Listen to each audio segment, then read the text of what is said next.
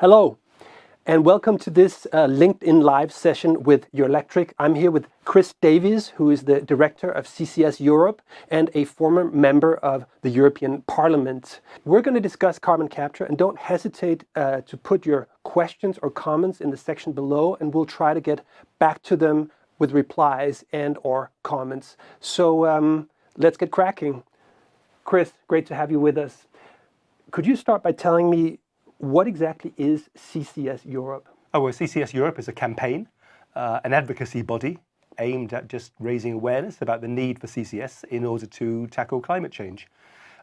It came about simply because there are organisations already existing in Brussels, in Europe, that support CCS, but all too often they've tended to encourage the CCS community to talk to itself rather than to policymakers.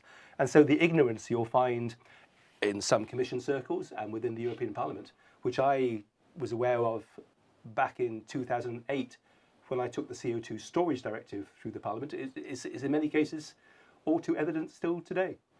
Right, so most people would probably think of carbon capture as a technology favored by oil and gas companies. Can you tell me who's behind this alliance or campaigning group? Oh, well, our largest supporter, largest financial donor is the European Climate Foundation. So we're very much geared to CCS being a means of reducing emissions, not perpetuating the use of fossil fuels. And we bring together some environmentalists, together with industry people, largely from the hard-to-abate sectors. I mean, why CCS matters? The lime industry, cement industry, they'll tell you, to make a ton of lime, you produce a ton of CO2. There's no way you can avoid that. You can have as much renewable energy as you like. But the fact is that the chemical process releases CO2. So what do? You've got to capture it. And that's the case with a number of other technologies, as the Commission now recognises. Right, so cement is one of your backers, I understand. And what would the others be apart from the European Climate Foundation?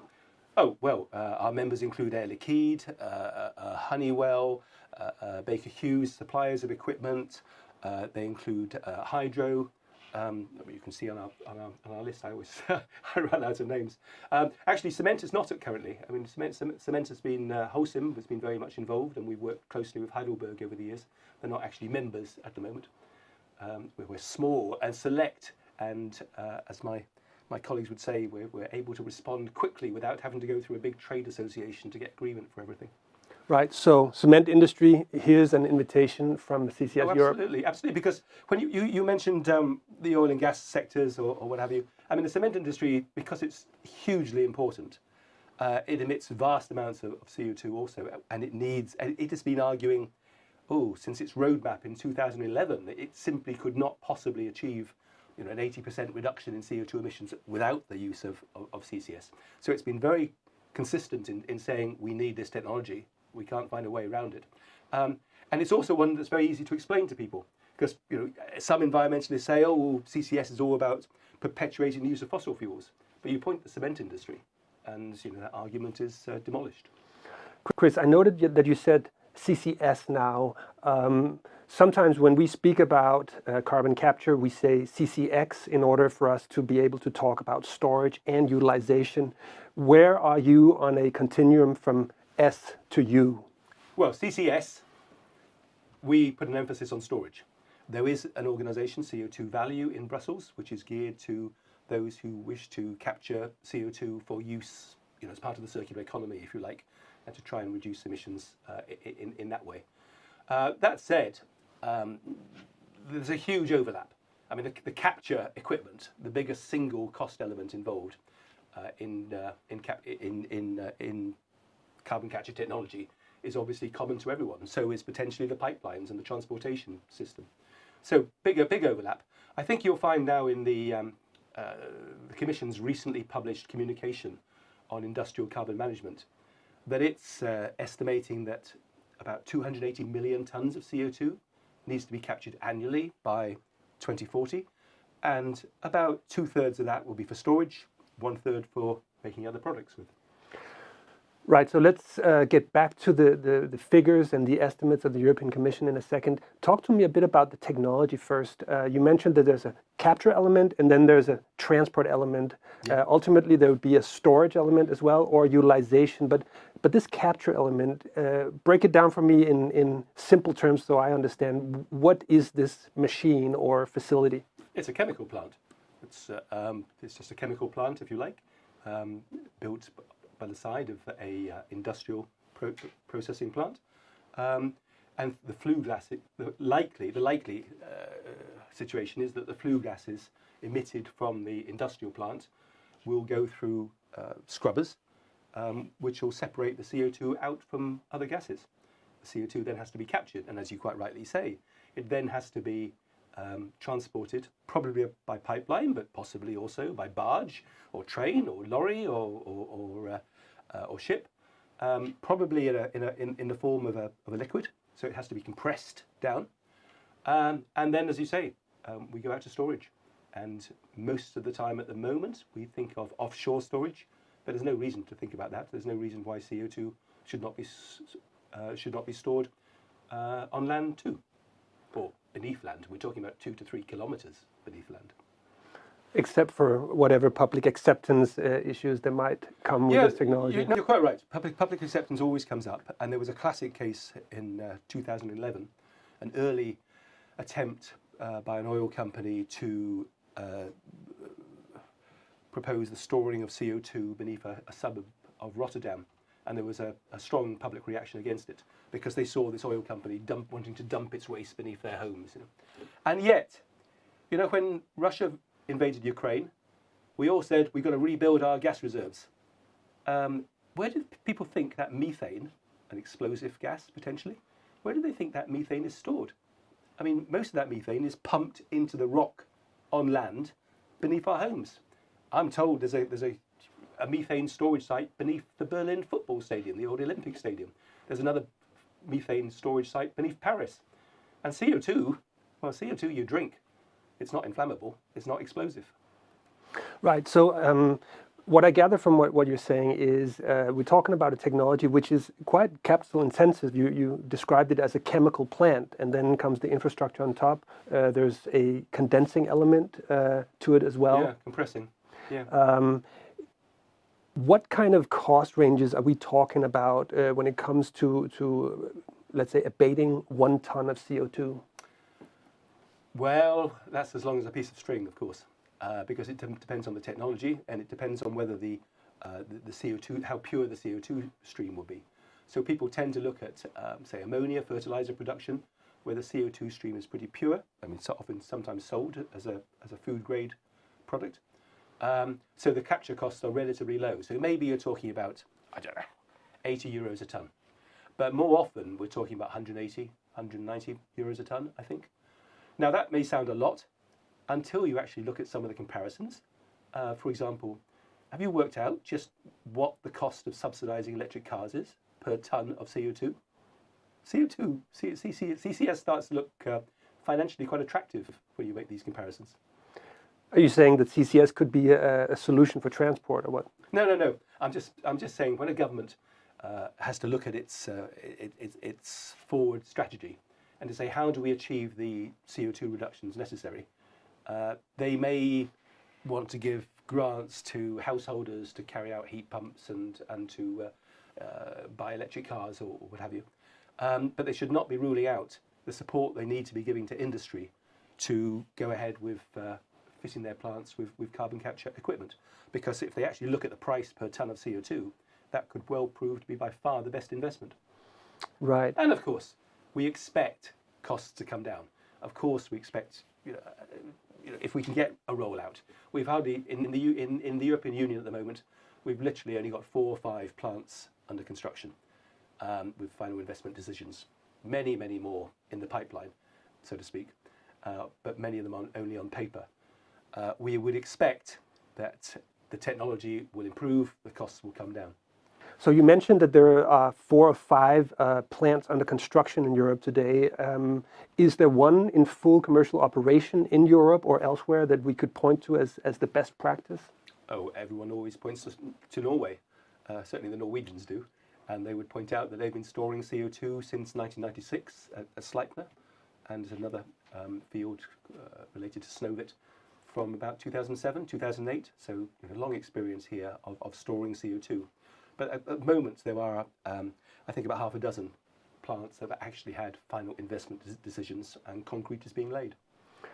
So the ones you refer to in Norway, are they part of oil extraction efforts, or are they part of another type of separate abatement effort? Yeah, the two in Norway are gas fields where the gas coming out of the ground had a high concentration of CO2. So before the methane could be put into the grid, the CO2 had to be taken out, and then it's been put into deep, long-term permanent storage in the rock. Right. So you mentioned the European Commission strategy for decarbonization, and the fact that if we look towards 2040, we will need to capture some 280 million tons of CO2 per year, and then either store it or utilize it in other forms. How realistic do you think that target is? Well, first of all, the Commission would say we cannot achieve net zero without this. I mean, if you can find a way of reducing your emissions, of taking CO2 out of the air and getting rid of it without CCS, if you can find a way of doing it more cheaply, then do it. I mean, do it, absolutely.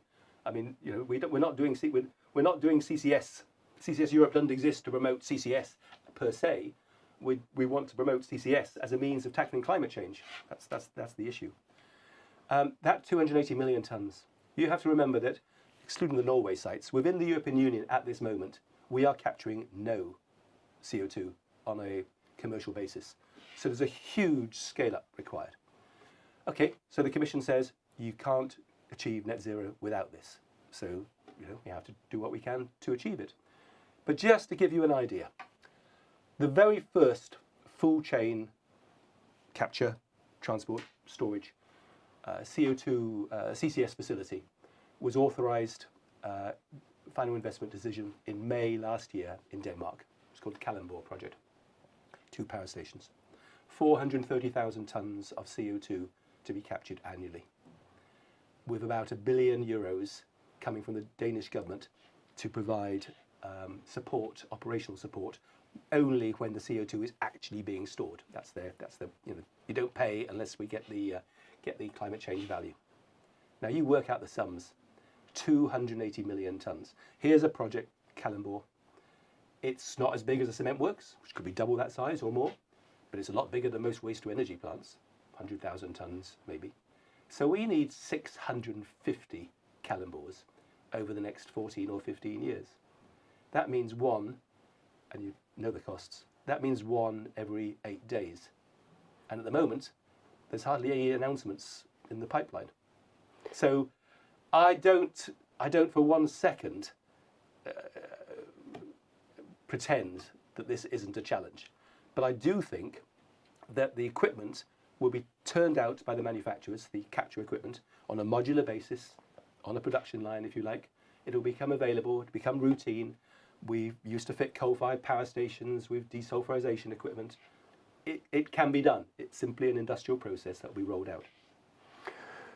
So, judging from this Danish example you mentioned, it seems that the scale-up is quite exorbitant. On the one hand, in terms of exorbitant, just enormous. Just enormous. Okay, that's good then, and requires quite a bit of public funding. Is that also how you see it? Well, the Commission has always said that the emissions trading system will drive forward the process of carbon capture, and indeed, of course, of reducing emissions across the board. And in theory, as we know, the ETS is supposed to come to an end in 2040, and in theory, industry by that time, in some 16 years' time, will not be emitting any more CO2. So it all works out fantastically. We'll have to see whether that proves the case in practice, I suppose. So when we look at getting from A, which is today, with a few plants out there that are working and a few that are under construction, to 2040, which is a widespread deployment of CCS across many different industries in Europe. What are the policy measures, in your view, that need to be supporting this endeavor over the next 15 years? I suppose in Brussels we tend to look at the Commission, and there are instruments that the Commission could introduce which will help. But fundamentally, this comes down to member states. I mean, if you look at where CCS is being driven forward, it is where in countries like Denmark and countries like the Netherlands, and now, just most recently, countries like Germany, where there has been a recognition that they cannot achieve their goals without widespread deployment of CCS. But you then look at the Commission's assessment of the draft national energy and climate plans that have been submitted by governments, and it says that 2/3 of member states at the moment are paying no attention to CCS at all.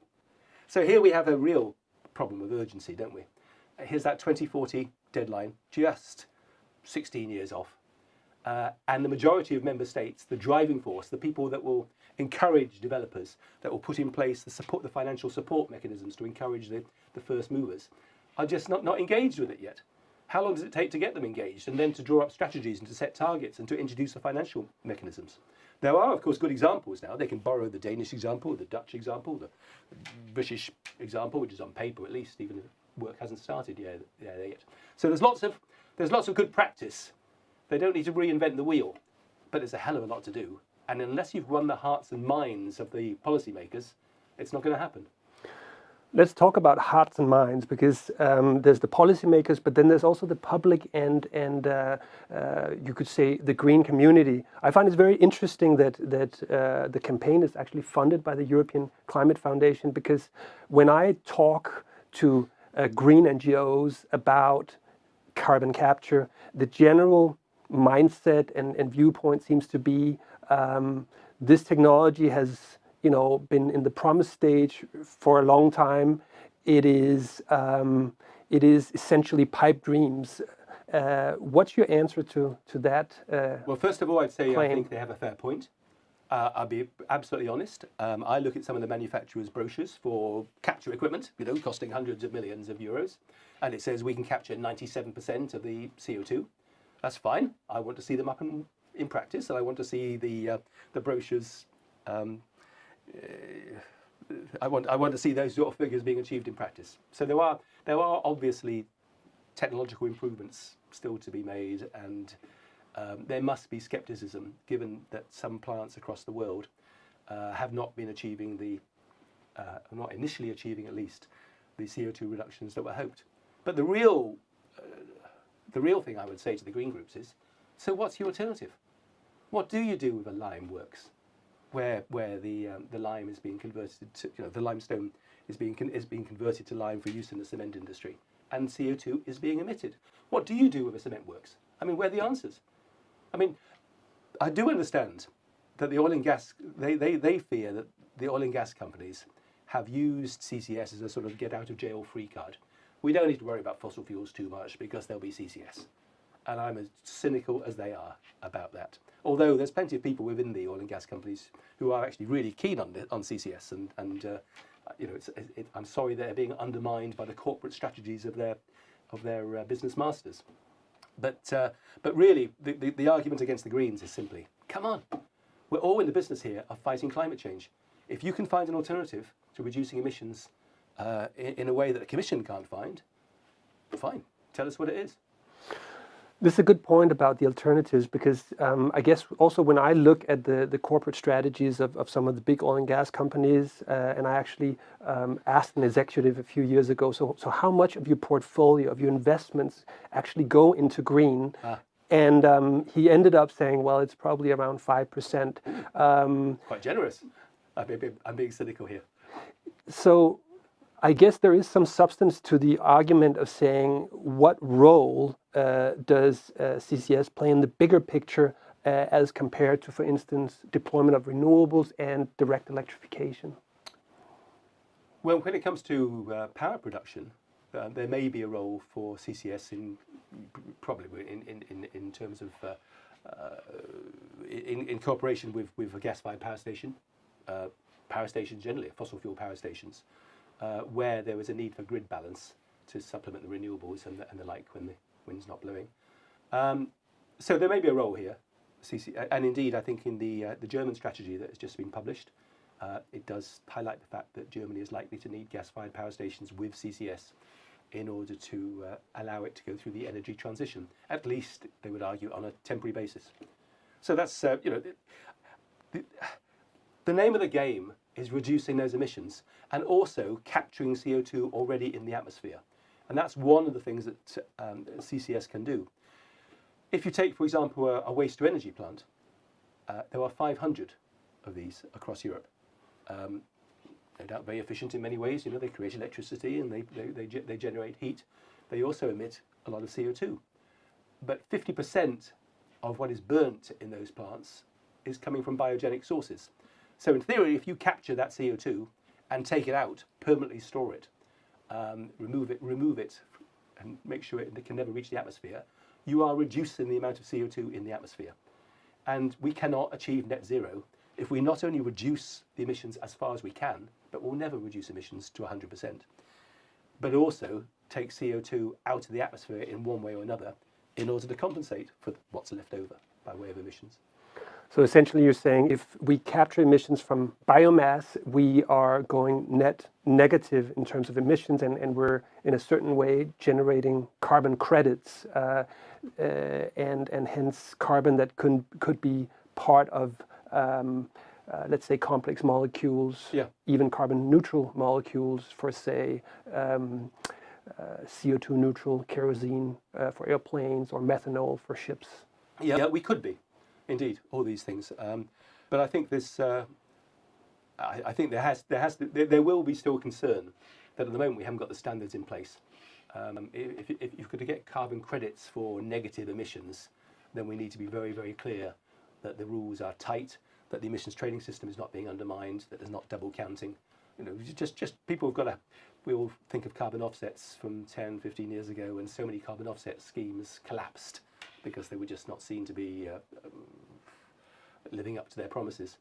And we must make sure that if we're to go down the road of encouraging negative emissions, that they are properly quantifiable. Another trade-off is about infrastructure. When we look at the decarbonization plans from the point of view of the electricity industry, we need an enormous amount of investments going into distribution grids and transmission grids for electricity. But now with the ambitious plans to move forward the timelines for CCS, we will also need massive investments in an infrastructure for CO2. How do you judge that trade-off? Indeed. I think Germany is saying it needs 4,000 to 5,000 kilometers worth of CO2 pipeline. That's going to be problematic, I imagine, because even with the Net Zero Industry Act trying to speed up the permitting process, we know these things take a long time. And there are the JRC has come out with plans or suggestions for the sort of network that's needed across Europe in order to get CO2 from places up where it is emitted in industrial plants to those areas where it can be stored, because they're not everywhere. That's all fine, putting these things on paper, but it still comes down to the member states. I mean, ultimately, it's going to be member states saying, this is our strategy, this is what we need here. The pressure on the European Commission should be coming from the national governments, saying, we need to do this in order to meet our target. You need to help us achieve the goals. And it's not coming at the moment. If I've got a real concern, it is that within the European Commission, although there are some very good people here working on CCS, there really isn't the thrust. There hadn't been the concentration of effort, the firepower, if you like, to drive this forward at the pace it needs to be driven forward, and that needs to change. At the moment, we're talking about maybe a year or 2 years before there's any new legislation to try and encourage CCS, and we haven't got that time. The pressure needs to be put on member states to come up with their strategies. It also needs to come onto the Commission to up its game. Last question. Recently, I saw a statement from Martin Brudermüller, the CEO of BASF, a very influential German industrialist. In The Economist, he said, direct electrification is the way forward for the chemical industry, basically distancing himself somewhat from CCS as a way forward for decarbonization of the chemical sector. What's your reaction to that? Well, if he's right, that's good. I mean, so long as we can get the electricity in the quantities that are required and we can upgrade the grids and all that. Because I suspect he's talking about an awful lot of electricity. A number of sectors, like the steel sector and the chemicals industry, who were talking about CCS a few years ago and then moved away because they thought it's never going to happen or it's too expensive. And hydrogen is going to provide a magic solution to everything. But a number of these businesses have now come back and are saying, actually, CCS looks like the most cost-effective way of going forward. And given the huge sums, the object here is to keep European industry thriving and to keep it in Europe. So obviously we need to ensure that we're reducing our emissions at the lowest possible cost, placing the smallest possible burden upon industry. So, as I say, if there's alternatives to CCS, then fine, use them. But where there are no alternatives, or where there are no low-cost alternatives, then don't turn your back on a technology which is almost certainly going to be required. Chris, I think that's a good note to end on. Let's use the alternatives if they exist. CCS will be needed in some cases. I think we can both underwrite that. And let's get as much electricity into the game as possible. So with those words, thank you very much for joining this live discussion on LinkedIn. And to all you folks out there, make sure that you post a comment or a question, and Chris or I will then come back to you and we can have a discussion. Thank you very much.